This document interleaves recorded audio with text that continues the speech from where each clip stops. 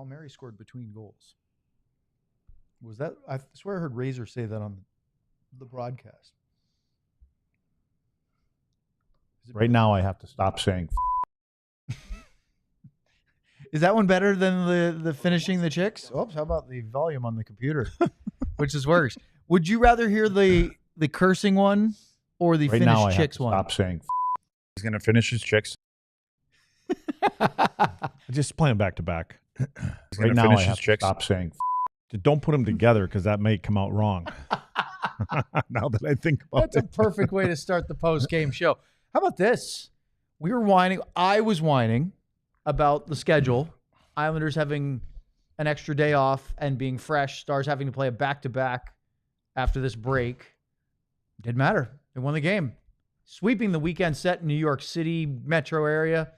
Let's talk about it.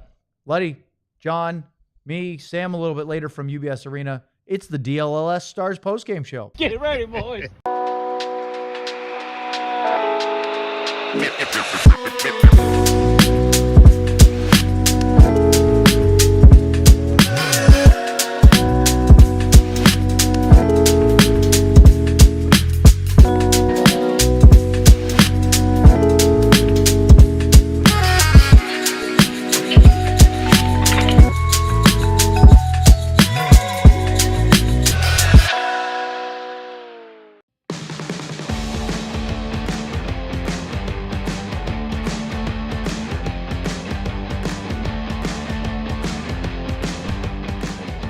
This is the DLS Dallas Stars post-game show. A big-time hat trick for Jason Robertson as the Dallas Stars beat the New York Islanders 4-3.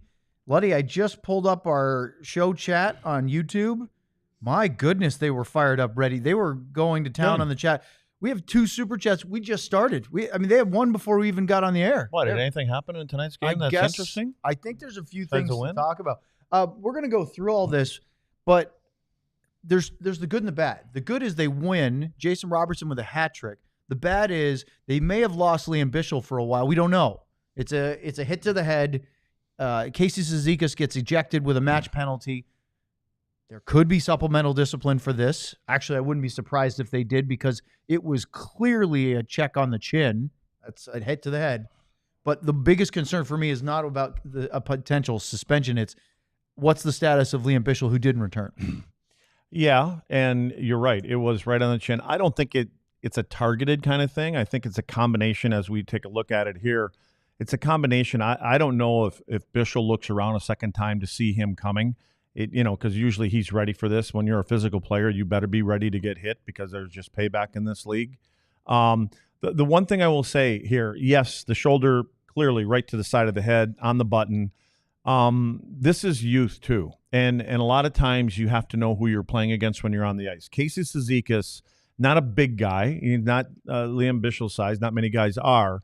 But Cizikas is usually at the end of the season in the top 15 to 20 players in the league with the most hits in the league. So he's a physical player. He's a fourth-line guy. He plays the game for the most part on the edge. Yes. He plays on the edge, and he's a physical player. That's what he does. He finishes his hits. But there's no question, and we hope that Lian's okay because he's been off to a really good start. It'll be interesting to see what happens when they, take a look at this thing from, the player safety side of things. John, roll that one more time. Luds, look at how Bichsel is going to try to use his stick. Roll it a couple times if you wouldn't mind, John.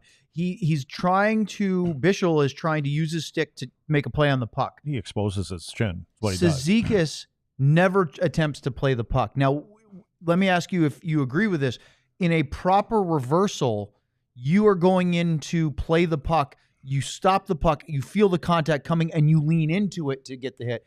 Is this even more the reason why they went with a match penalty? Because he's making a play before Bichsel's eligible to be hit because he doesn't have possession. You can look at this stuff slow-mo all the time. Cizikas knows who Lian Bichsel is. Mm-hmm. He's bracing for impact. I think, number one, he's a hitter. And you can say he's not playing the puck, but he knows exactly where the puck is. But no, he doesn't go in there trying to do that. That's not the way he plays the game. But he knows his opponent. That's why I said it may be a little bit different the other way around. Yeah, I'm not saying it's dirty. In fact, I agree with you. I don't think there's any intent by Cizikas to do a illegal or nasty hit to the head. I think that's the outcome, which is why the referee made the call.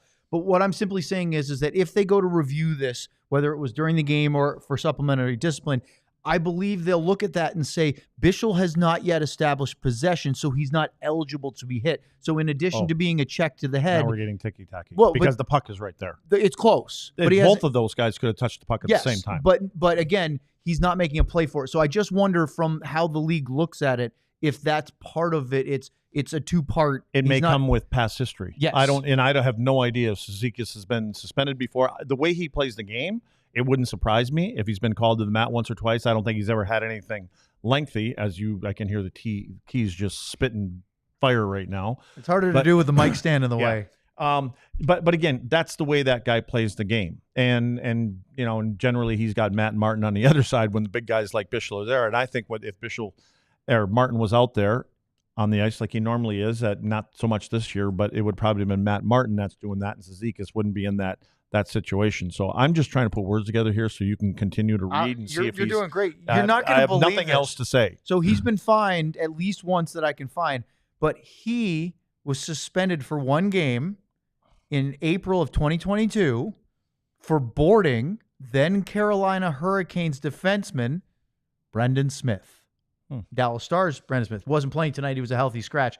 So that was the first suspension of his career. I do not believe he's had another one. Again, we're not calling him a dirty player, but he does play physical. And sometimes, like you say, when you get into that kind of physical style, sometimes you mistime stuff. And I think that's all that is a smaller guy trying to hit and make a play on a big guy and caught him in the head. And the other thing I would say, and again, I'm trying to put myself in the shoes of both of these guys, is Cizikas knows he's going in against a larger man.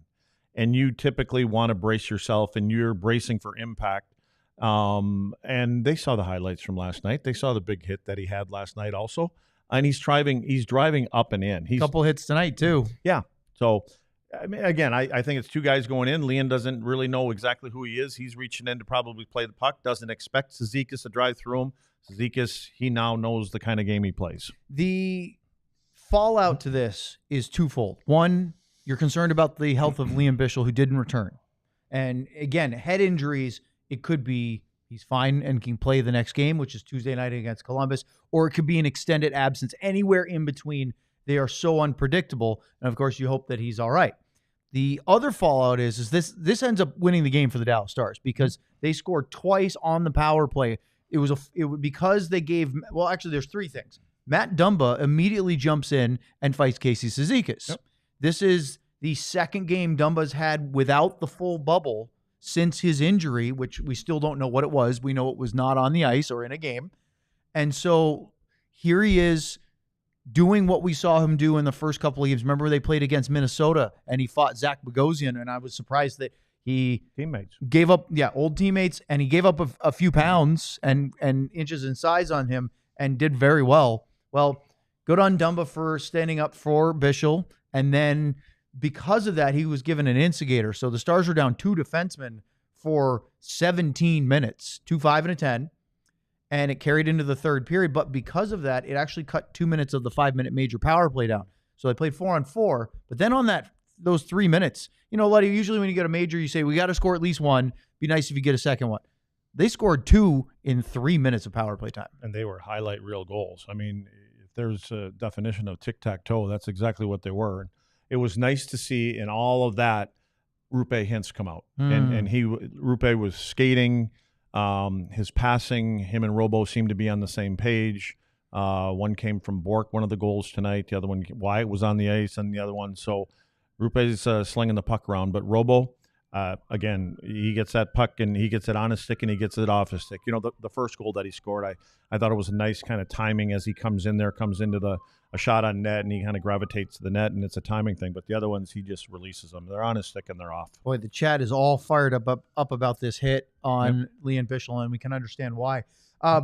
So that gave them a big lead, and they end up hanging on to win. And we'll talk about some of the controversy toward the end of it as well, because it wasn't it. But and we'll go through this. But simply to come out of a break, win 2 games on the road with different circumstances, rest, all that stuff, it's pretty nice way to find a couple more wins. I would point directly at the coaching staff to start with. Jeff Reese and Pete DeBoer and whoever else had the decisions on putting the goalies in the order that they put them in, because Casey DeSmith came out last night on a team hadn't played in a while, and you knew it was going to be a rusty game. He did his job.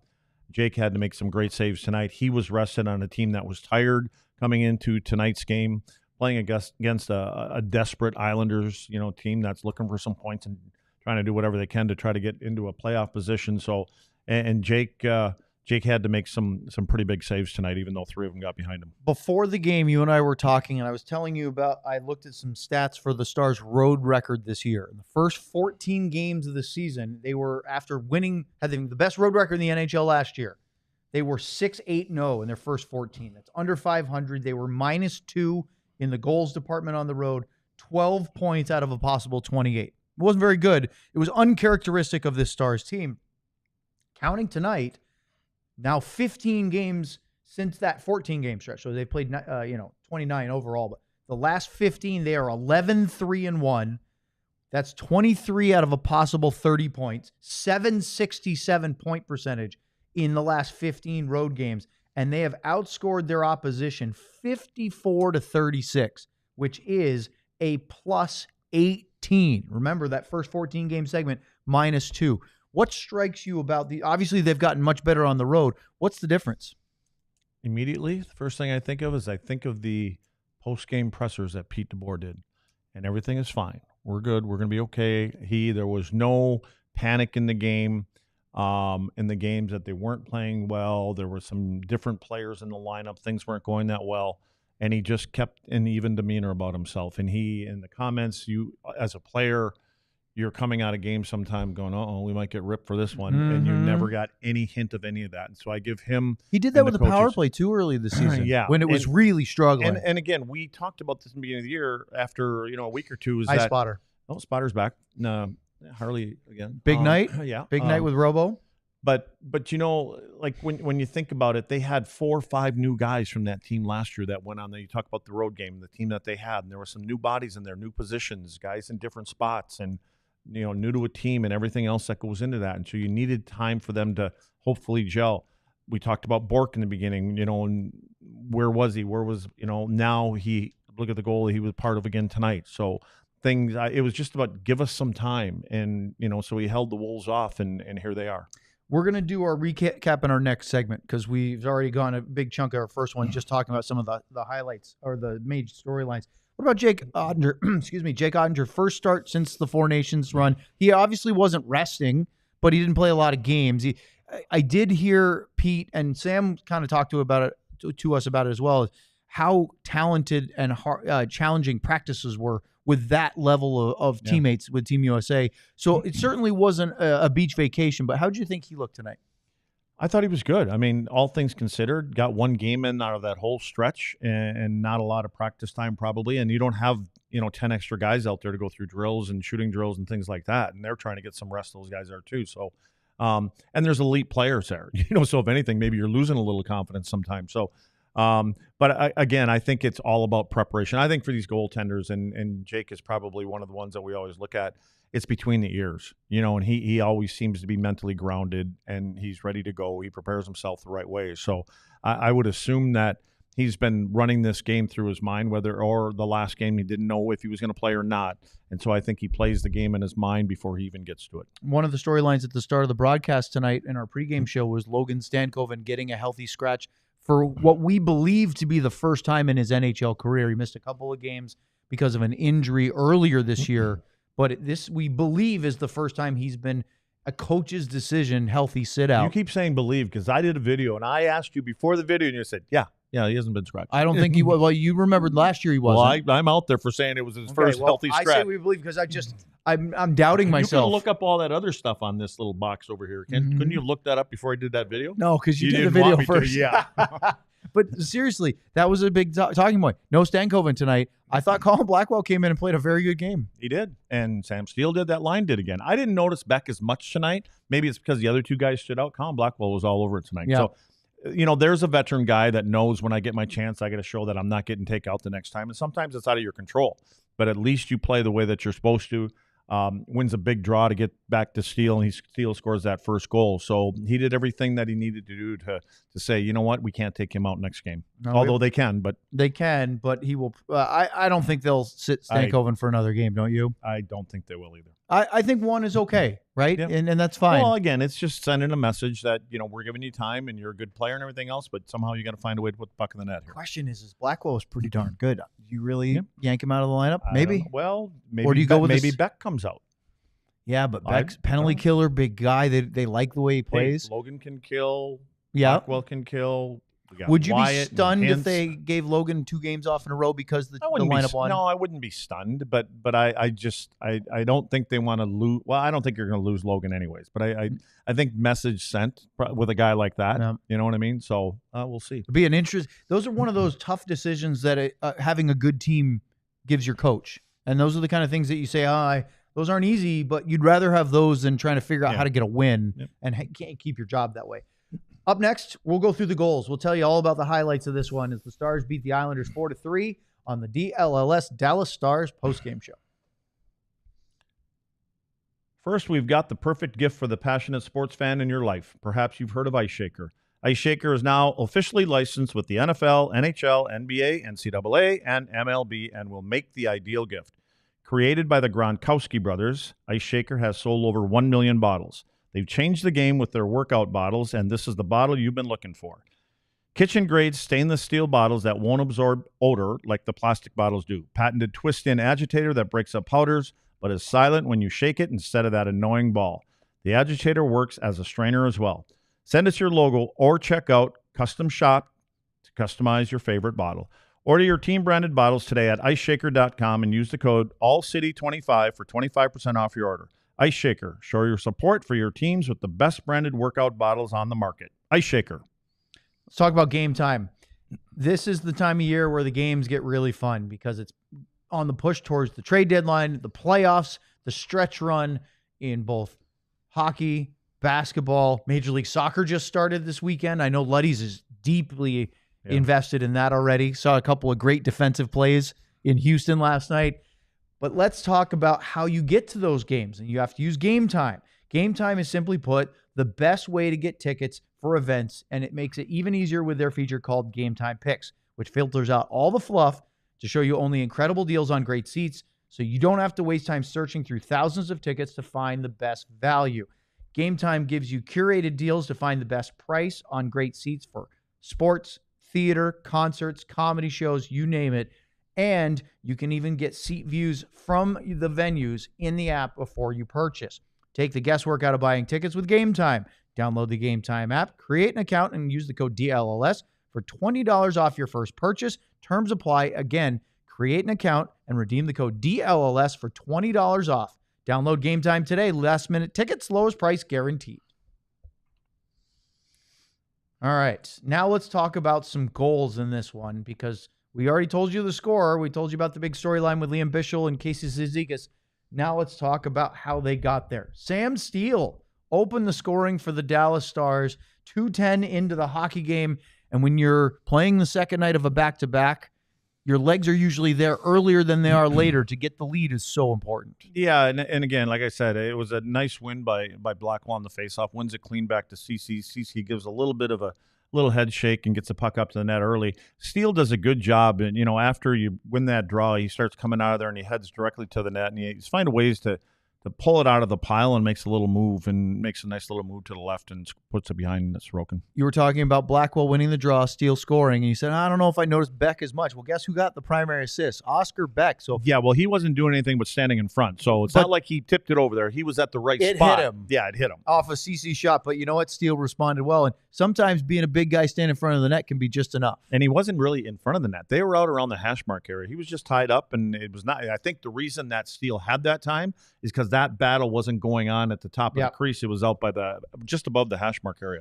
Mason Marchman had a nice chance, turnaround shot at the crease. Sorokin made a really good save. That was a high danger chance. Stars had a power play, and on that power play, Luds, you kind of put a key on this. Rope Hintz got a really good one-timer in the slot. It was blocked, but then it rattled off of a Islanders defenseman, and then it was cleared by the toe of the stick of Ryan Pulock. If he misses that, it goes in. Yeah. But that kind of set Roope Hintz going in a positive direction. Yeah, tonight. I think he needs some good. Maybe it appears that when some good things are happening for him, if he gets a good shot off, gets a good play, wins a face-off or two, and drives to the net, gets a chance, I think he feels good right away, and it takes him a little while to get going. This way he gets going a little bit earlier, and it ended up being a good night for him. Well, that would be the way the period came to an end, as the Stars had a 1-0 lead, and they had a massive advantage in quality chances, 12-6 by my count, 3-0 in high danger chances. I thought the Islanders had a very sluggish start to this one offensively. Yeah, I think,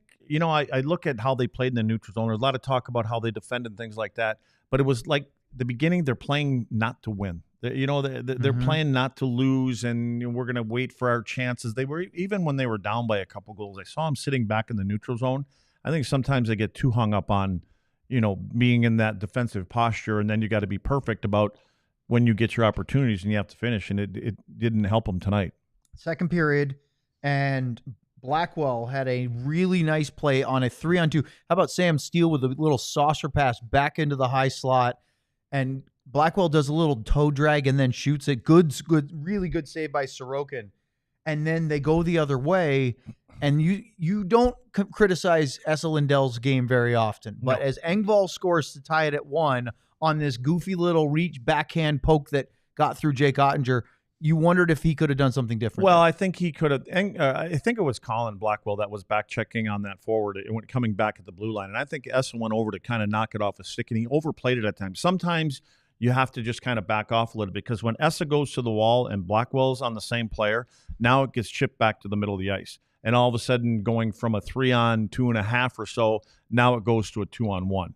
And Lyubushkin kind of got off balance because he was over on that half of the ice. And so somehow Engvall gets the puck, and I think it was a desperation move because he gets it on his backhand. I think he's trying to pull it to his forehand. It gets away from him at the last second. He takes a swipe and just gets it up over Jake. Stars continue to get high danger chances. Colin Blackwell, we keep saying his name. Yep. Open shot on the right side, hit the crossbar. He had Sorokin beat, although goalies always argue, no, if it didn't go in, you didn't beat him. Then a little bit later, Roope Hintz with a wrister in the slot. Really good setup play. Gets to a scoring area. It was denied by Sorokin. But the next chance in that sequence is Robertson scoring from Hintz as he makes a really nice pass. And Robo's not going to miss from the slot very often. Yeah, but it starts with Maverick for me. Maverick had the puck on his stick, and he gets to Roope right away. And again, it's tic-tac-toe. None of the guys waited. And it was here, and it's in the back of the net.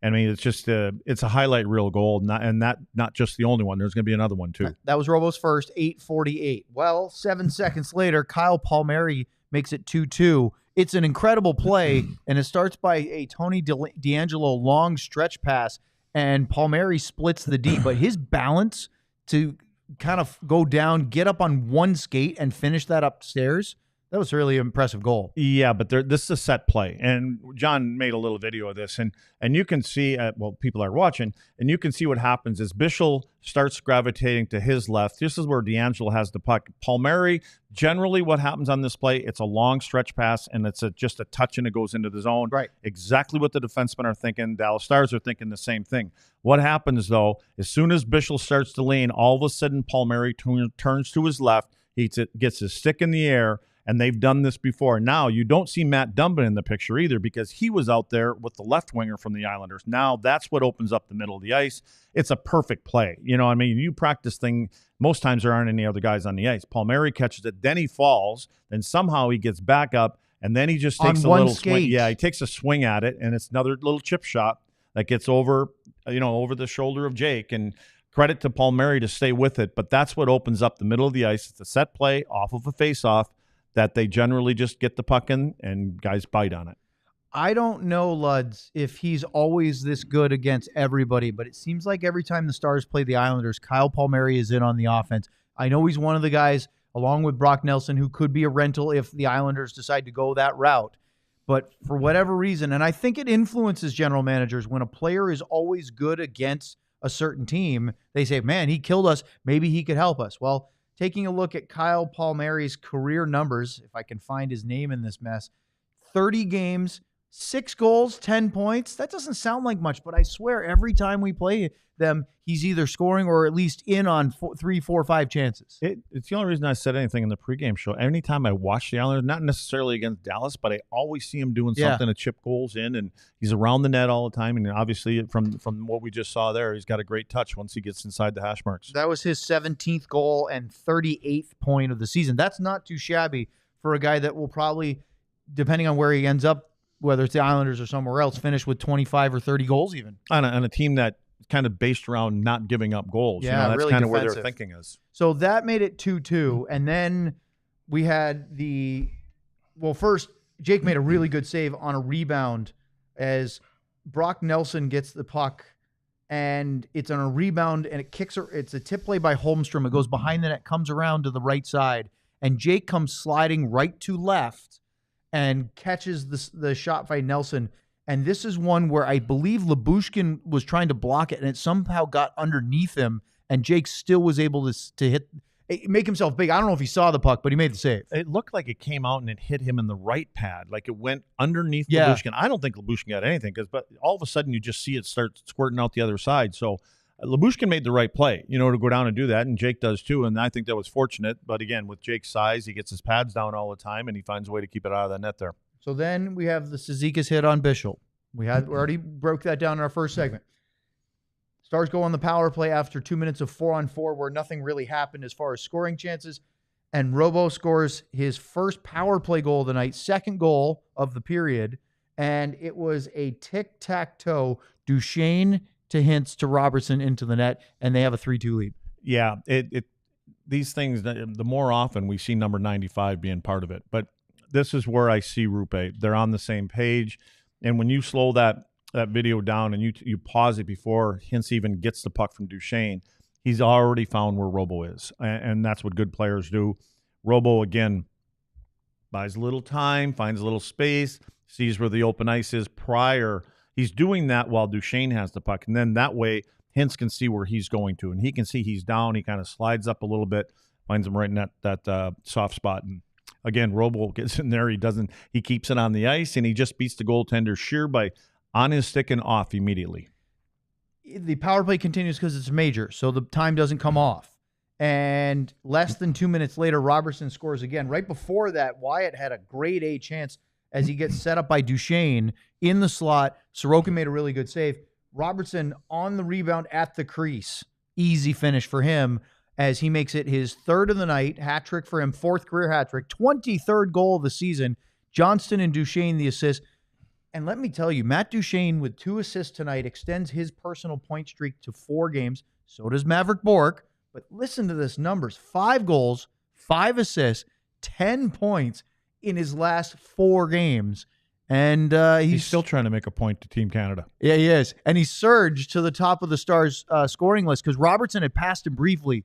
Well, Duchene will have none of that right now. He's been playing really, really well. Yeah, there was a time there where I thought Matt was going to have a hard time when, lost both his line mates. Both his wingers are gone. You were like, oh, no, they're both gone. And then Marchman comes back, and he seems to just keep on going. Now he can play with anybody. So I think it's also the players that he's playing with, because they know now exactly how Matt Duchene plays, what he likes to do, where he likes to have the puck, where he generally is making those plays on the right-hand side of the ice, and they find openings for him, and Duchene can find. You have to stay with Matt Duchene, because sometimes it's not the first or the second look that he gives you that puck. It might be the third one. So you just have to kind of stay with it and be ready.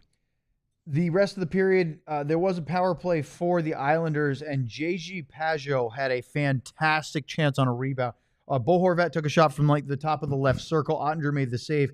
And down near the left side of the crease, Pajot shot. Oettinger, another really fantastic save. Keeps it a 4-2 lead going into the third. Yeah, it's important at that time of the game, too. Otherwise, you're coming in, you're only up a goal. You got a whole another 20 minutes to play. And if you were feeling a little fatigued, it sets in and leaving a little bit more after you give up a late goal. Go partway into the third period, almost to the halfway point, and it felt like at 4-2 the Stars were it was cruise control. And then Anthony Duclair scores at 9:17. He had not scored a point in his last, I believe it was 7 games.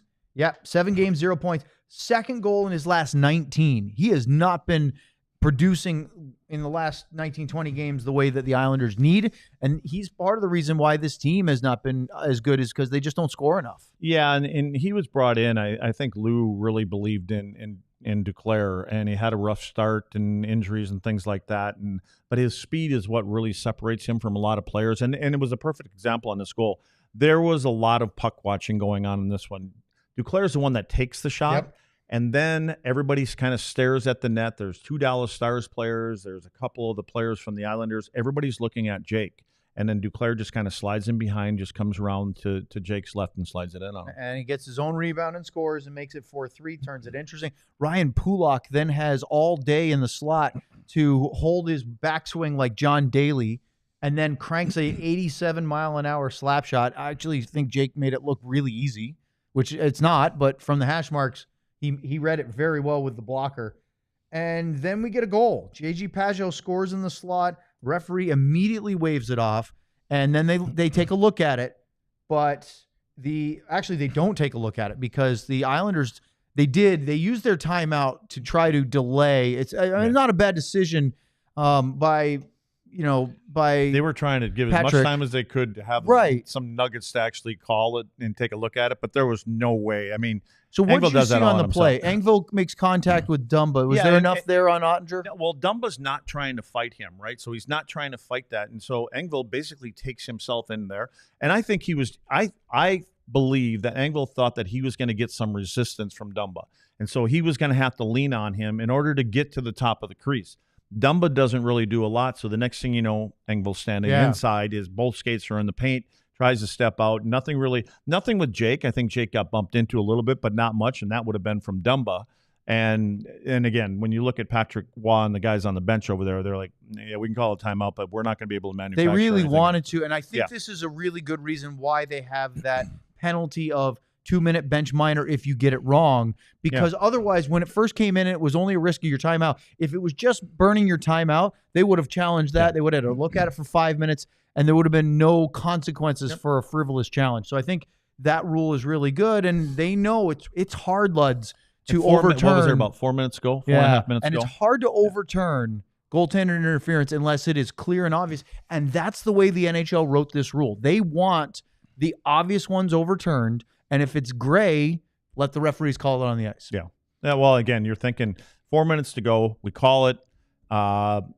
It doesn't turn out our way. Next thing you know, we want to pull our goaltender. Next thing you know, we're killing a penalty. So then we only have a couple of minutes left if we do kill the penalty. So, right move. Jake Oettinger with a huge save on Nelson on a rebound. Horvat had a wrist shot in the left circle that he missed the net. It kicked off the end boards, came around to the other side. This time, Lyubushkin wasn't flying to try to block it, but Otter just got over and made a really good save.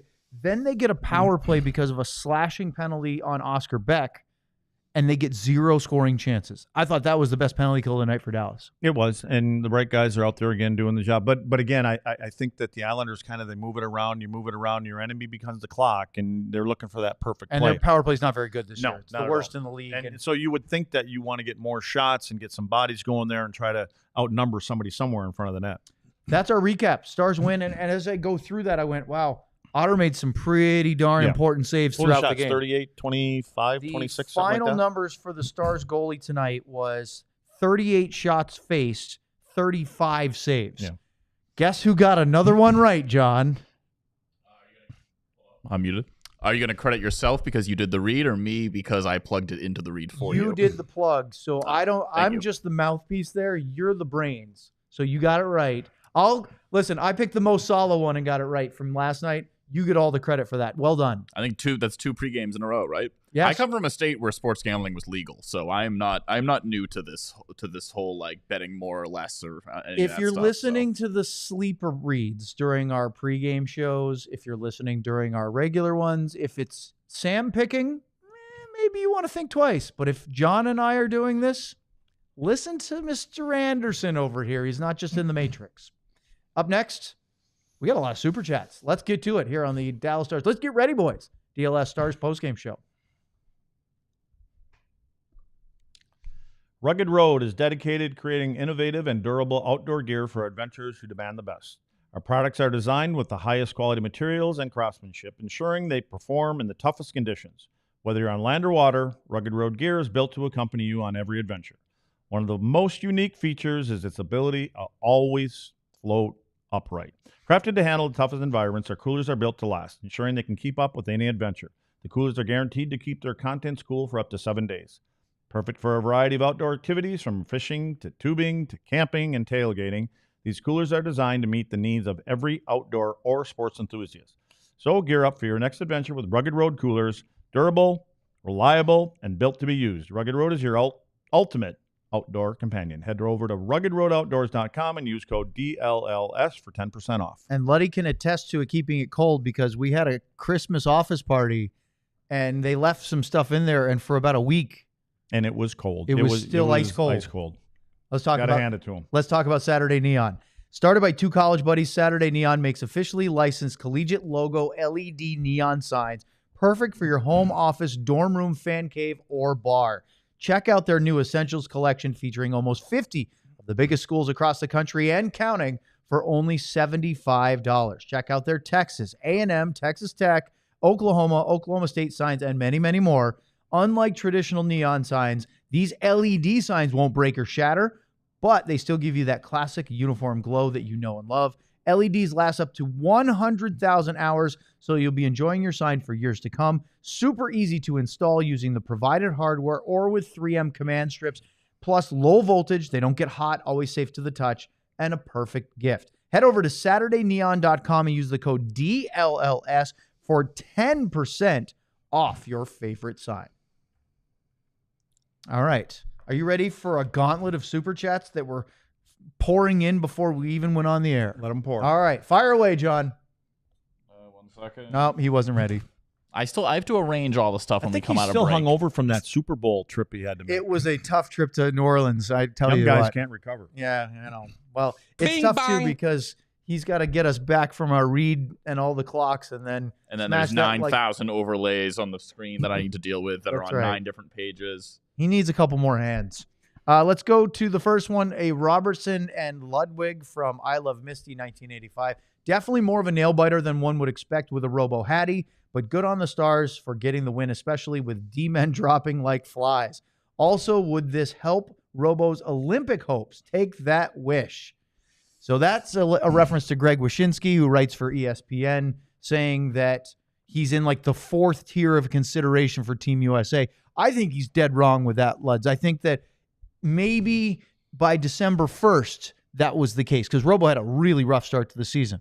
But by the time the Four Nations break happens, there are some people probably in Team USA thinking, we could have taken Jason Robertson ahead of a few guys that went. Yeah, hindsight 2020, right? Isn't it? So easy. But I tell you what, I mean, if you would have looked at what Robo did from the beginning of the year to when, again, the off-season little surgery thing and maybe not playing well in the first 10 to 15 games of the year, the team not playing well either, then all of a sudden he started to take off, getting back closer to what Robo's supposed to be like. So maybe you look at that and say, well, this guy is now turning into who we thought he was, but they decided not to. And not that it had, we don't know if it had any, direct result on the outcome, but I don't think he's going to miss the Olympics. Honestly, I was shocked. I thought, and Sean made the great point earlier this year when we were talking about picking, even he thought Robertson was going to be selected in spite of his poor start because of the fact that they're looking ahead to the Olympic Games. They didn't do it, but Clayton Keller, Tage Thompson, Jason Robertson, obviously Quinn Hughes was injured. Those are guys that I would be very surprised aren't in a factor for that. The one thing, and we said this the other day when we were talking about the Four Nations, the next time they do it, whether it's the World Cup of Hockey or the Olympic Games, I really hope they're allowed to have a larger roster, because this was a shorter tournament. The Olympic Games, I believe, are 17 days long. It's not fair to the guys that aren't part of it and then all of a sudden get called on to be part of it. I mean, it's hard for them too. So, yeah, I would hope that they would expand it by 4 or 5 players. Bing, bang. Let's go to let's see, we got a Bichsel and Ludwig from D-Stars Die Hard. This game showed the Stars are a team. Proud of the sacrifice they showed tonight. Do we need to add another D? I don't know much out there, but so, Luddy, you and I were arguing, debating this until we saw Lyubushkin take that check into the bench boards and get up a little lame, and he went down the tunnel. He did return, so that was good, but it just make you nervous about that. Yep. Then Bichsel gets hit in the head and leaves. And Dumba fights, and he's in the box for a bit. Now, the Dumba one is just a penalty, but I'm just wondering. Now, you have Brendan Smith. If Bichsel can't play against the Columbus Blue Jackets, Smith will come in and play probably with Dumba. I know it's everybody's favorite defensive pair. I just wonder you got to be concerned. Is that the group that's going to take you to the Stanley Cup Finals? Yes. Yeah, and I agree with that. And if one injury, is that enough? And that's why I've said from the beginning of the year when we started talking about this stuff, you're going to go through deep into the playoffs and you're going to get to where you want to be. You're generally going to need 8 or 9, sometimes 10 defensemen. Luckily, you won't need 10 normally, but there's going to be bumps and bruises. Guys won't be 100% because they're not 100% coming into the playoffs. And you get a physical round, and I think what we think that they're going to have to go through, it's going to be a physical 3 rounds before they can get there. So you better plan on, and listen, look at the guys that are dropping right now in regular season. So exactly, why are they going to all of a sudden, be made of steel when you get there? And it's going to get harder. Yeah. It's going to be more intense. The pace is higher. Yeah. It's every other day for 2 weeks you're playing the same team, and they figure out your tendencies. They know who to hit a little bit more. They know who's got more bumps and bruises than the other guy, and so they can wear you down if you get into that situation. All right, John, next one. A Miro Heiskanen, a 99 cup here from Matthew Frankie. Take my chin, Bish. He's willing to donate. That was a tough hit, and I don't care how big and tough you are. When you get clocked right on the button, sometimes it can just take you down. Now, it wasn't like he got knocked out, but when you get hit in the head and rattled like that, and everybody has a different reaction to head contact, and it's not you're soft if you can't go, or you're real tough if you can. It's just how your body responds. And look, when you played versus now is night and day how the medical staff handles head contact and injuries. You give your head a shake, and eventually your eyes will all kind of straighten out and you're good to go. By the time you get back to the bench, your eyes were generally focused again. 2 broadcast comments you used to hear all the time when you were in your peak of your career, prime of your career. He had his bell rung, and he looks like he's trying to shake the cobwebs out. That's the one. You would say that all the time. Now, if you saw somebody shaking the cobwebs out, the spotter pulls him you're immediately. Gone. Yeah, you better not. You better skate to the bench, sit down like nothing happened. And there must be players that are aware of this, trying to not exert any outward show of wooziness, which is detrimental to their health. But hockey players never want to. They don't want to leave. Yeah, they never want to admit they're hurt or somebody else hurt them. So they're trying to fight it as much as they can. And there's a battle between the independent spotters and players all the time. But the spotter, if they call it, they've got to go, which is good for the long-term health of the players. What's up next? Bing bong. Talk hockey with me. A little Madonna at 99 cup here. Oh, it just changed. What are you playing with now? John's figured out a new feature. I'm prepping. Oh, he is indeed. Paying for my first ever compliment. Oh, my first ever compliment to number 3. That's Matt Dumba, not Craig Ludwig. He gets compliments all the time. Good for him for standing up for Bichsel. 17 minutes felt steep. Greasy win, but still 2 points. Go Stars. Oh, and Pavelski. I understand why a new hockey fan, and Jordan, we love the fact that you've become absolutely enthralled with hockey. 17 minutes might feel steep, but that's the instigator rule. And he clearly went and started that. The thing I think of, Luds, is a lot of times a player does that and they don't the referees don't want to call the instigator. I don't know why. Because if somebody gets somebody with a cheap shot and a guy comes in and fights, isn't that why that rule's in place? Yeah. I just look at Matt Dumba, and truth be told, I told John, we're going to do a Dumba one tonight, the first 5 minutes in the game. He had a couple nice little plays, and he moved the puck. And you thought he started the goal too. Well, and I thought it was Cici that took the shot. Yeah. And I'm like, John, we're going to do a video here. We're going and then I had to look back and go, oh no, that wasn't him. But no, he did. I thought he had a good game tonight. I think again, sometimes it takes a little while, and maybe there's always going to be little things with all players, but. Maybe it had something to do with the shield and the bubble and all that other kind of stuff, and maybe he's just buying in and he understands the system and his teammates and things. But when that's what Matt Dumba did when he played against the Dallas Stars. He was that physical guy. He would jump in. He's not a heavyweight or anything like that.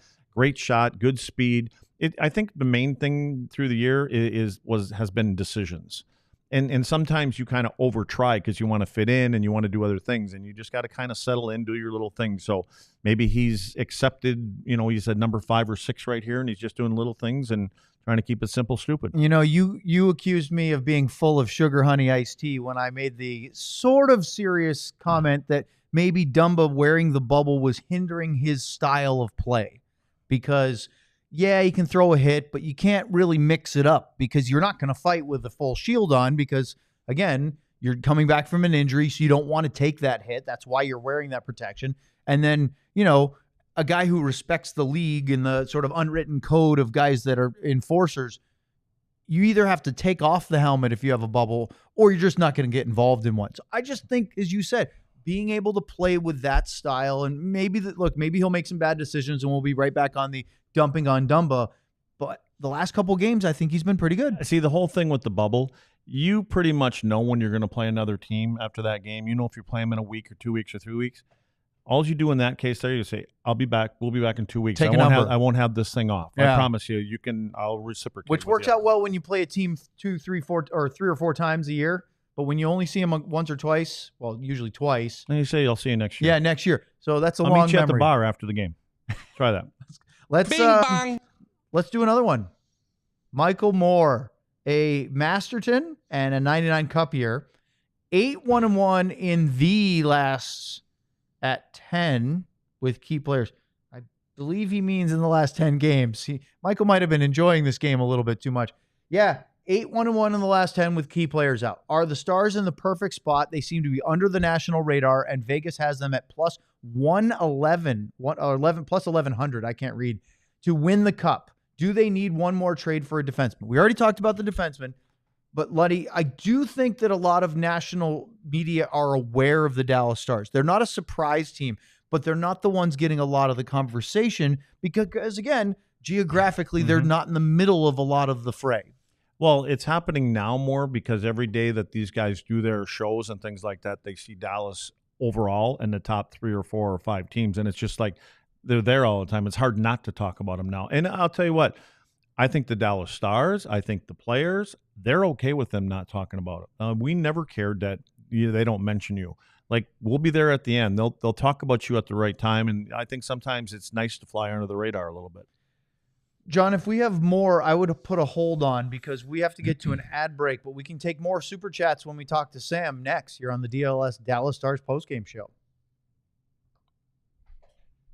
All right, let's talk about being a diehard. Luddy, if you would show the fans the QR code at the bottom of the screen, you can use that on your phone. Scan it. I did that really slow because I didn't know what the hell Hannah. You didn't have the confidence. John's over here. John knows exactly what he's doing. There he is. There's John. There's the QR code. There's the Dallas. Scan that. That'll take you to alldls.com. You can click on the diehard link. Don't scan that. No. Don't scan John. Scan the QR code. And you can sign up to be a diehard. Now, as much as these two yokels are having fun, we have to show you one of the reasons why you should do it right now, because a special limited offer, I think only until the end of February, which is a spring training offer, you can get almost half off. Not quite, but a significant discount on the first year of your annual subscription to being a diehard. Think about that. The $35 value for a t-shirt like this one or any of the other DLS Stars t-shirts, that's most of the way towards your subscription. Then you get all the writing that's behind the diehard platform paywall. You get all the access that you could possibly want to the diehard Discord server and get into the Stars channel in the Discord, where I'm telling you, the chat here carries over during games, day and night. Every time I log on, there's like 400 comments. It takes me a half an hour to catch up. And yes, sometimes they've had fun with some of Luddy's favorite beverages, and they start sending, some of the diehards are sending video messages back and forth. I don't see any of them. That's because you have to learn how to get into the Discord. But if you did, it would take away the bit when we do the Luddy's Damn Discord. Yeah, we should do one this week. It's the last week of February. Hey, John, should we do a Discord on Thursday when Sean's here? Or Sean's remote? Sure. Let's do it. See, John just said yes. If you're watching or listening now or later and you are a DLS diehard, let's get into the Discord. Let's set up a Luddy's Damn Discord for this Thursday to end the show. That should be a lot of fun. We haven't done one for a little while. We have a lot of games, a little break in the action. All of that. And St. Patrick's Day is coming up. And look at the drop that All City has for merchandise for the special day. It's a big deal around Dallas. A lot of people like the St. Patrick's Day festivities, the parade, etc. Gear up. sport your DLLS fandom, and try to become a champion just like Letty. I want that one down there in the bottom. Which one? Show it again, John. You're one in the middle? The one in the lower third right now? The one with the leprechaun sitting in the... Oh, you can't see it. Well, yeah, you're off the screen now. At it. Yeah, that one on the right-hand side. Yeah, he's holding up the sun. I don't know if it's their right or our left, but it's that one. Yeah, it looks good. All right. Do we have any more Super Chats before we welcome Sam on? We have 3 more, so we should probably just Why don't we welcome Sam on and let him join the fun? Yeah. Let Sam answer. Hi, Sam. Oh, hold on. Guest has muted themselves. Guest has muted themselves. Boy, he just doesn't know. That's because Guest was in the bathroom while he was already on the show. So I didn't want you. I totally should have cut to the shot of Sam. What is this? You remember, what was it, The Naked Gun? You ever see the Naked Gun movies where... You keep thinking I don't see movies. I see them. I see them when they come out. So if they came out Season 30 one. years ago, I saw them 30 years ago. once. I don't remember the lines in them. No, do you remember the scene where Frank Drebin, Leslie Nielsen's got the mic? He's doing a big thing, and then he walks into the bathroom, and it's still on, and so he's... I do not. Okay. I know what, obviously I know what happened, but no, you can hear him in the bathroom for what only is a very long session. So, Sam, are you excited? We still have 3 more Super Chats. We did a whole Super Chat segment, and we still have 3 more. Before we jump into them, it's eventful right now up here. I did get back into the press box, which is always a joy. But there are security guards coming around asking everyone if they've seen 2 guys walking around. So there's some hoodlums sneaking around this press box somewhere up here. Second, there is a beer hockey game going on the ice down here. You can't show it, can you? Can you move your screen? Yeah, I can lift you up here. All right, Luds, we need some instant analysis. Look at the pace. If you thought the NHL was slower than the 4 nations, look at the speed here. Tell those guys to come to Dallas. We want to play them, Sam. See, I don't know what it is. I couldn't see you. I just saw them walking out as we were going down into the locker room. It was early. I worked for the Dallas Stars for 10 years. From 2014-15 was my first season. And I remember the odd occasion where 2 beer league teams must have either bought a package or won something, or maybe they bought a suite and something happened where they were allowed to play on the ice after the Stars game ended. It was late night, 11 o'clock at night, places cleared out. And then here they go, music pumping. We're still doing the post-game show. And that was a thrill for him to be on that ice. Oh, my goodness. Yeah. Of course it is. For sure. We did it in college as my Chapman hockey team played at Anaheim and LA after Ducks and Kings. Actually, Stars-Kings game was the game we played after in LA. So it was cool. It's obviously midnight and there's 7 people in the stands, but it's still cool to skate on this ice. So even better University for of beer Texas club hockey team, UT, the Longhorns, would play at then it was called Cedar Park Center. Now it's HEB Center, where the Texas Stars play after one of our Saturday night games at 11:30. It's crazy. Yeah, fun hockey. Before we get into the Super Chats, let's get some of your reporting out of the way in a positive way and a negative way. Let's start with the negative. What's the word on Lian Bichsel? Yeah, no update on Bichsel. Obviously, he left the game in that second period, did not return. Did see him as the team was kind of coming off. He was greeting some of the guys as they were coming off the ice. Pete said they're going to reevaluate today. They're staying over tonight in Manhattan and then flying to Columbus tomorrow. So I'm not sure when we'll hear that, whether it's morning skate in Columbus or if they give any sort of information tomorrow to our man Mike Heika, but no further update from him. So I heard you guys talking a little bit about it, but they cannot afford this right now. This is what I was talking about when I said they weren't done adding, because they just can't. They're just too close to that line of losing one more guy and going really, really far into their depth. So everyone obviously hoping for Bichsel, especially because he is really starting to come on right now. I agree with you, but I think it's not that they can't afford it right now. It's they can't afford to lose this during the playoffs, because I think for Brendan Smith to step in against the Blue Jackets or to call up a guy like Petrovic or Capobianco for a few regular season games, Stars are a good enough team that won't be a big hole. But if you're trying to win a Stanley Cup and you have this kind of, that's where I think the concern would come in for me. Yeah, agreed. And I think that's what this team's going for. The players have started to really actually say it as well to us when we ask about it.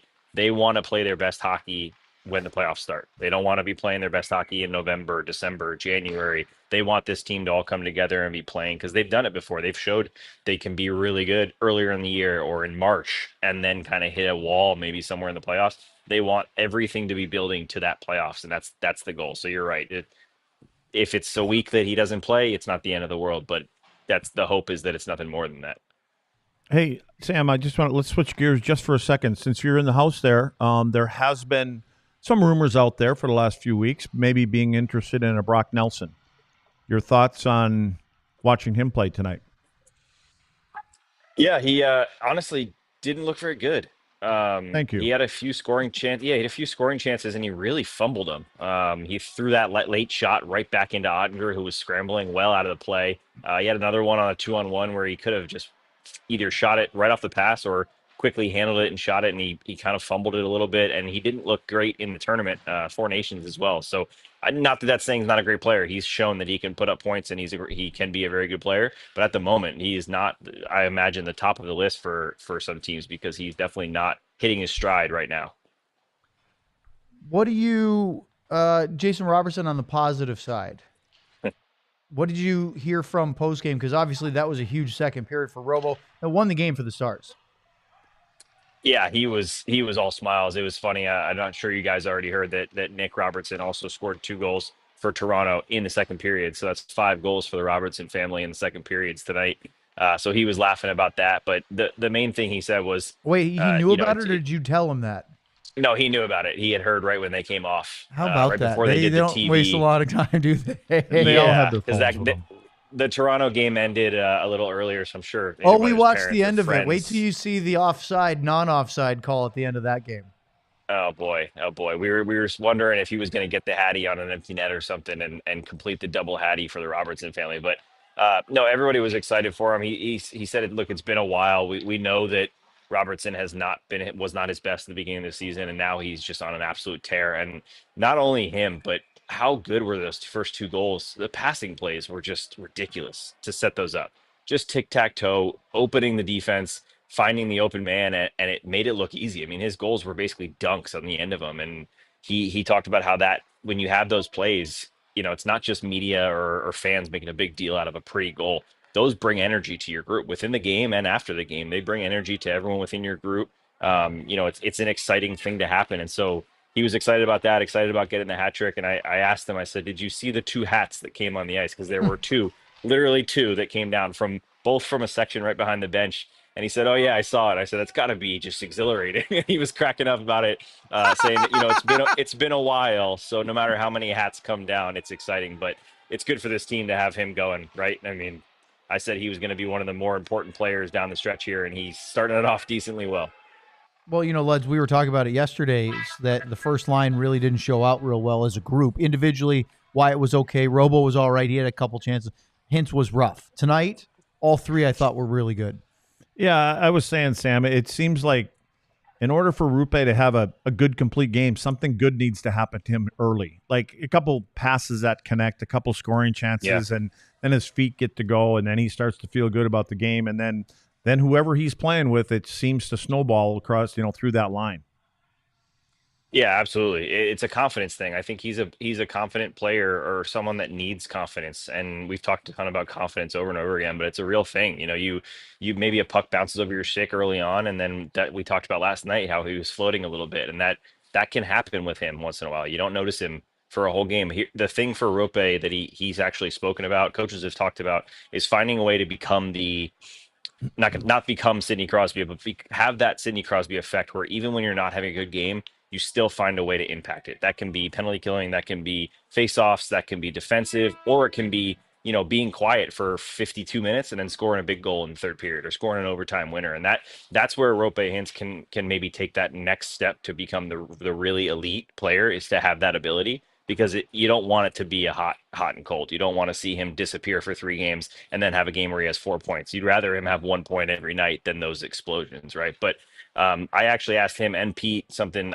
Pete always talks about winning different ways in 82 game seasons. They're not all going to be pretty. They're not all going to be structured, especially this weekend with coming off the break. You look around the league, it's like 8-3 and 7-5 and chaotic games. The Stars had 2 ridiculously chaotic, scrambly games in New Jersey and New York, and both of them said, you learn something new from every game. But what these wins actually do for your team is bring the group closer together, because you're, in those scrambly moments where you're holding on to a lead at the end of the game, you get a big block shot from someone, you get a big save from Jake Oettinger or Casey DeSmith, you get a big clear, and it gets the group together. And Pete said you can see it when they win a game like this. It just brings everyone together, brings the vibes up, brings the group together. And I think that can't be understated for an NHL team, that this is one of the closer teams I've ever covered, ever seen in the room. And I think that can go a really long way. Thanks to everyone who joined on our television platforms. Make sure to like and subscribe here on the pod, and check out alldlls.com. Okay, back to the show. That's a good point, Sam. They go back to that Finland trip where we're talking about how the sky was falling, John, of just losing both games. They had a vacation and then struggled. They didn't get any points against the Panthers. But then Jim Nill repeatedly insisted, look, the bonding in this trip will pay off in the long run. And I think that goes to what you were saying. What were your thoughts about watching this game, watching Colin Blackwell play well, and decide about Logan Stankoven's status for Tuesday in Columbus? What do you think is going to happen? Yeah, I would imagine he comes back in, not necessarily because of Blackwell. I mean, Blackwell was fantastic. He could have scored 2 or 3 goals in this game. His hands, something we talk about a lot is, we talked about me and Owen specifically at training camp a bunch of times where, this team's better with Dodonov on a 4th line, or this team's better when Maverick Bourque's on a 4th line, whatever the example is. This team's better when they're forced to scratch guys like Logan Stankoven, Sam Steele, Colin Blackwell. It's the times where you look at the lineup and it's like, man, those guys haven't done anything for 3 months and they're playing every night, when you really have worries. You want to have the problem of too many players. And Blackwell came in again and was great. And he's been great every time he's come in the lineup. Sam Steele scores a goal, his first goal in, I think, 24 games tonight. But he's been good. It's not like we have been, sitting there going, God, he's been terrible, because he does so much away from scoring goals. Logan Stankoven's the same way. He needs to start scoring goals. That's what they want him to do. They want him as an eventual top 6 on this team. But he does other things on the ice. And I think because he's, technically a rookie and a young player, I'd be very surprised if he didn't come back in the lineup. I don't know who would come out. It's been, Mike Heika asked me afterwards, are you surprised at all that Oscar Beck hasn't been scratched at all? It's always a veteran, older guy. And I told him, no, he's been so solid. Why would you take him out? He does so much for this team. But you can say that about any of those guys. So I'd be surprised if he wasn't back in the lineup. He actually watched the game right down here next to Mike and a few of the other Stars staff from the press box. So this could be one of those scenarios where come up here, watch the game from up top, learn a thing or two, and get right back at it. All right. We have some super chats to get to.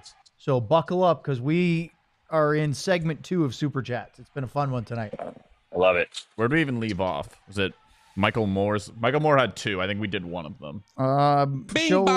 Show that one and we'll tell you if we did that one. We didn't do this one. This is where we were. Okay. Question 2. Yep, question 2. That would literally do it. Pretty self-explanatory. Haskin in 99 for Michael Moore. Questions 2. Sean tweeted 3 scouts at the Ducks Wings game with Stankoven out. Is that just a timing or something brewing? Both. I don't think it has anything to do with Stankoven at all. But Luds, look, and Sean was sort of doing this tweet tongue-in-cheek, because every year around this time, beat writers start reporting scouts are from these teams are in the building. Most of the time, it has nothing to do with a possible trade brewing, because pro scouts' job is to scout hockey games and watch players. So a lot of times their schedules are made weeks, months in advance. It's no big deal. But when you have 3 representatives from the same team scouting, there might be a little smoke there. Well, they're not scouting because they're thinking they're going to play Anaheim in the playoffs. That's part of it. Right? Yep. And if they're going to play Detroit, that means it's going to be in the finals, which is probably not going to happen either. I don't think so. I think there's a chance Detroit makes the playoffs. Yeah, so they're not the final. They've been watching guys there. They've been watching them all year long, and maybe not 3 at a time. I said it to you earlier. I just hope that when 3 scouts from the same team, Dallas Stars, when they go to the game, I don't want them to sit together. I don't want them to sit together and chat. I want them to sit on different corners of the building, write your report on this player, that player, and then compare notes when you're done. Because otherwise, you sit up there, you have coffee, and you kind of talk about it. And I would never let them sit together. Ardell's in the chat going, "No Trouba, please." Why does everybody like Troy Terry? Troy Terry. There's no way they're moving Troy Terry. Luds, I'm just throwing names out. Stars had 5 scouts at the Penguins game tonight. What do you think that means? Did they? Or are you just making that up? No, of course not. Yeah.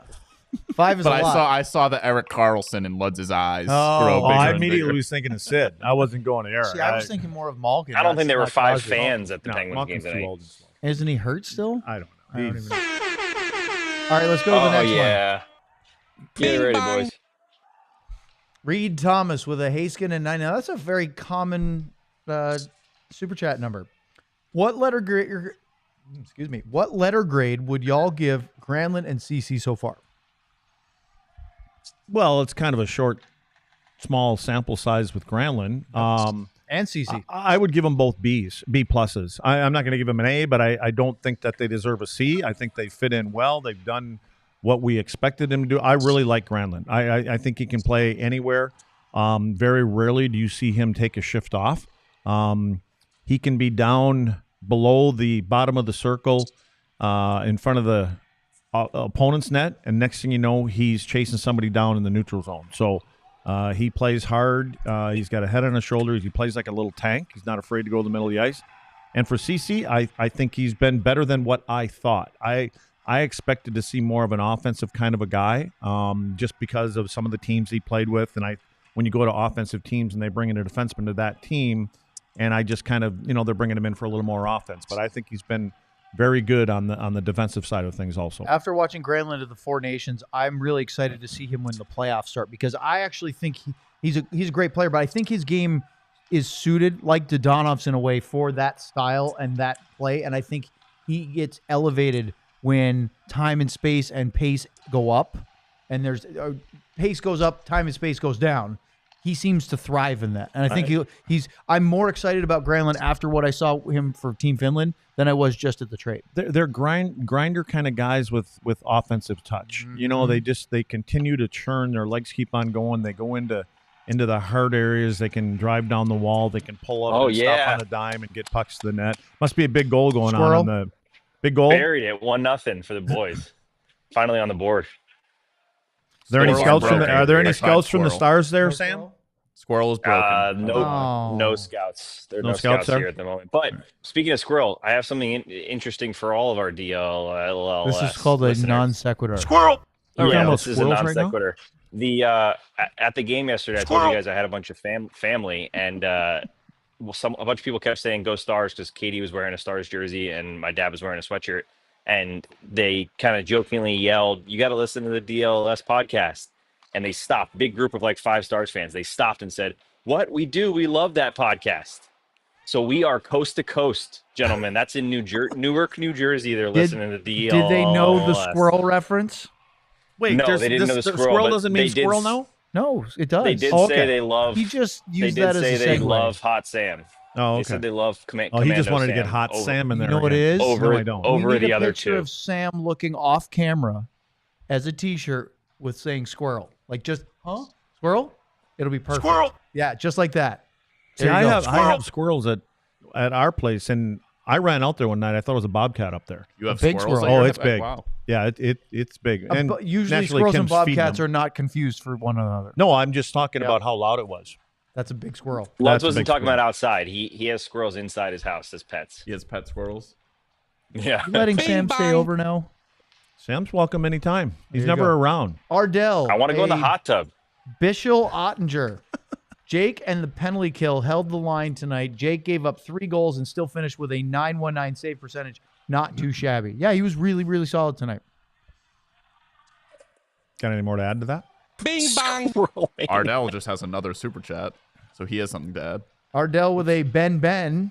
The mettle, character, and resolve of this team is on full display this season. How does Jim Nill balance the supply line cupboard with the need to help this Jamie Benn led team, extra A in there, win a cup? How does he do it? What you said to Mark Jenko last week, do you remember? Yeah. What'd you say? I told him that they need to win a cup for Jamie Benn. That's what I said. Do whatever they need to do.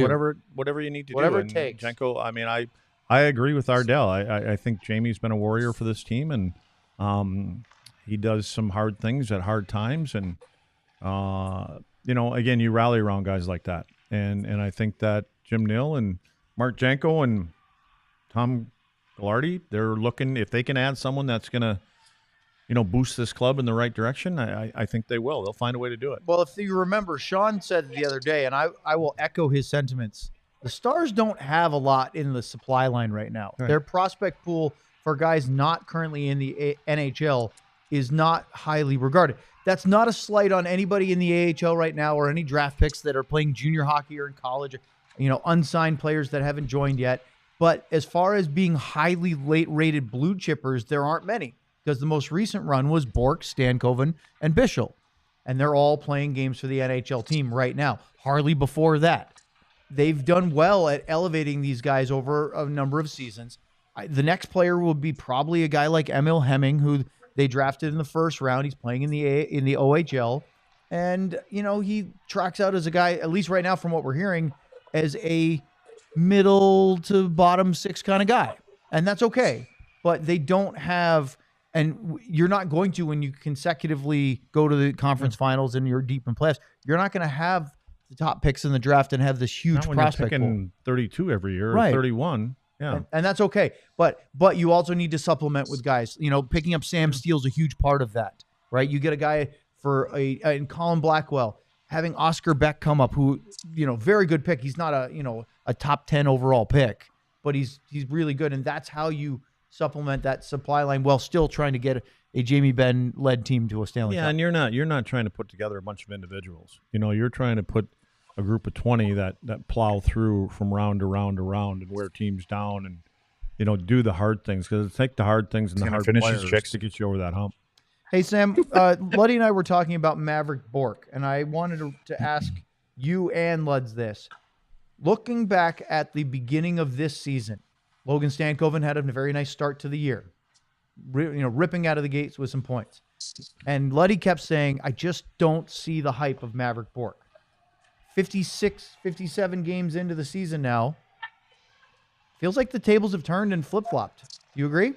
100%. Yep, 100%. I don't think, Luddy used to say it all the time, Stankoven pops, and that's what made him impactful. He popped out in all areas of the game, even when he wasn't scoring. Maverick Bourque wasn't doing that at all. Now you're seeing 22 a lot on the ice. He's the one you're looking up and seeing, who made that play? Oh, it was Bourque again. He made a great play on the Robertson goal. I think it was the first one when Lindell kept it in, gave it to him up in the high bumper spot. He bumps it down low and it goes right across to Robertson for a beautiful play. We've talked about confidence so much, but young players, that is all they need to turn it from. These guys are here for a reason. Maverick Bourque was one of the top three, big three prospects for a reason. All he needed was the confidence in himself and, a little bit of wiggle room to get himself going. Now all of a sudden he's the top choice to be put up on a top line often, with Wyatt going back down to center. So I think that Bourque is someone that they believe could be a two-way, not like Rope Hintz because he's not a similar player, but in the sense of two-way, do-it-all kind of guy. He can kill penalties. He can play on the power play. They believe that that's his future, and we're starting to see it every night, and I think he was great again tonight. Bing, bang. Last super chat. Don't send any more. I want to go to bed. I Love Missy, 1985. Bichsel. I swear Engvall did in the crease what Sabres fans like to pretend what Hull was doing in Marine Midland Arena back in 1999. Was it Marine? Was it the odd, or had it moved to the new building by then? No clue. You were there. That doesn't mean I know the name of the damn building. Well, no, but was it the new one? We never or even was saw it, the outside was of the it building. the old rink or the new rink? It was no, I don't know. I think it was still the odd, wasn't it? I was going to say I thought it was the odd. So somebody get on the Google machine in '99. What the was venue the was closed? No, he's right. The odd was closed in 1996. Oh, you got it. Okay. So Marine Midland Arena was the beginning of what's now known as KeyBank Center. The HSBC Arena was the one I remember the name, and then I think it was called First Niagara. So every time a bank merges, they change the name. I thought it was still the odd, but you're right. It was the new building. So, yeah. What did you think about we talked about the goal, and we've lost Sam again, but goal? The crease. No. I think there was less. the whole thing, there was less crease action than the Engvall one tonight. Yeah, I don't know. I mean, the rule apparently is if the puck's in there, that you can go in there. And then apparently when Mo shot it, the puck was in there. So that's when Holly stepped down there and put it in the back of the net. That's the story that we're sticking to. You know what's really funny is that I don't know if it was on Sam's favorite Spit and Chicklets when Modano was on there, or he was on with the Hardline on the ticket the other day. He made a comment again of, if Brett Hull had just gotten out of the way, I'm getting that. I score that goal. Yeah. Is he still sour about that? No, he's not sour. I think there's enough accolades in his pockets. He's good enough. It would have been cool for Modano to score that goal, but it was fine that Hull did it too. Sean will be back this week. He was at the Red Wings Ducks game today after flying back. Talk about grinding. Flew a red eye back from Hawaii. Grinding? He was in Hawaii for a week. Grinding. No. Think about this. Grinding. On vacation for a week, takes a red eye flight with the family home. Everybody takes red eyes out of Hawaii. Well, he was at a hockey game tonight. Yeah. Well, he's back to work. Grinding. All right. Well, I thought it was impressive he didn't have a recovery day. Don't you ever get back from vacation, you need a day what's a recovery day? You got to get settled. It's when you just drink your Mountain Dew. That's a recovery day. Oh, good grief. All right. Sam, Miller Lite. Man of the match? Oh, I don't know why I don't think of this. I know you guys are going to say it. Jason Robertson. It's nice when it's easy. It's a hat trick. Yeah. I mean, that's the obvious one. I'm going to say Matt Duchene. I mean, I don't disagree with Sam, but Duchene had a lot to do with some of that. So, yeah, Duchene, 10 points in his last 4 games. Really, really good. Rope Hintz was solid tonight. We were really hard on him last night. Understandably so. He was better tonight. So I'll give him our second honorable mention, but Robo number 1 for sure. All right. We have a show. Robo number 1. That's a on song. Tuesday. How about just a tiny bit of love for Harley, who played 28 minutes again tonight? Didn't bat an eye. He was fine. Yeah. Look, he's going to do that. There's a lot of guys that you could give positives to. Dumbo. And they had a new entry. They had a different entry tonight. You liked him? I did like it. Well, it was different. I liked it. But it was a little bit more direct. I like him direct, and we noticed that pucks didn't get turned over, and they didn't go down the other end. Take 15 seconds off the clock. So, Stars will be off tomorrow. We will be off tomorrow. Not me. Well, we have things to do, but we're not working on the show tomorrow. Oh, okay. Good. Tuesday, Dallas Stars at the Columbus Blue Jackets. 5:30 pregame show. Sam, who we've forgotten what he looks to Columbus like. now too? No, he's going to be here. I wish. He's actually going to be in studio. There's people getting a GoFundMe on Twitter right now to get me to Columbus. So I'll see if I see it. Maybe I'll see you boys on Wednesday or Tuesday, whatever the hell day Tuesday, Sammy. He's been in Eastern time so long he's forgotten what we do here. It's okay. Tuesday, 5:30 pregame show, 6 o'clock puck drop, Stars and Blue Jackets. Wednesday, the 3 of us will be joined in studio by Mike Heika talking Dallas Stars hockey. It's interesting. Should be a lot of fun. So that's going to do it for us tonight. For the traffic-laden New York City driving Sam Nestler, for the I've got to work on a Monday doing something, Craig Ludwig. I have to stop saying. And he's got to work on his language. And for our buddy who is throwing out old Boston Bruins first-round draft picks in the chat, John Anderson, I'm Owen Newkirk. Thanks for joining us tonight. Stars win 4-3. Sweep the weekend. Looking to go 6 for 6 in the points department on this road trip on Tuesday in Columbus. Till then, so long, everyone. He's going to finish his chicks. We all silly like the mayor.